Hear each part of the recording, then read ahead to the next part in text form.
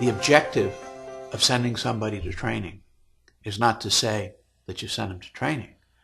The objective of sending them to training is to have them acquire knowledge and have them acquire skills and have them perhaps change their attitudes for the better so that when they go back to the workplace, they'll be able to do their job better with the skills and the knowledge and the motivation from the attitude change.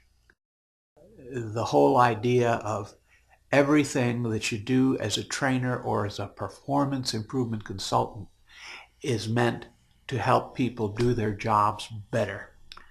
And to do that, even if your main focus is training, you have to be very much aware of what are the other things that will impact performance. Like, you can teach people the vocabulary of a subject. You can give them practical exercises on how to do it. But when they get back to the workplace, if their bosses don't talk about what they just learned, if the subject matter of different meetings and performance reviews has nothing to do with what they learned, pretty soon they realize, oh well, this isn't really going to have anything to do with my being successful in my job. And that's when you realize that for training to be effective in improving performance, the other things that affect performance have to be aligned with it.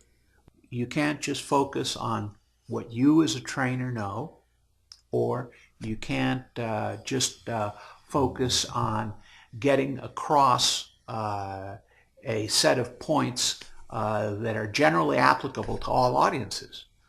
First thing you have to do is you have to know, who are you talking to? Who are you trying to change in the way they do things or in adding to their knowledge or skills? And once you know that and you design your training to fit the needs of that audience, then your training will be effective.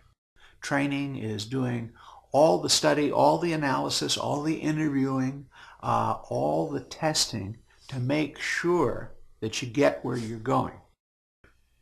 But you know what? Where the rubber really meets the road is, did they take what they learned in terms of knowledge and skills and a better attitude and apply it back at work?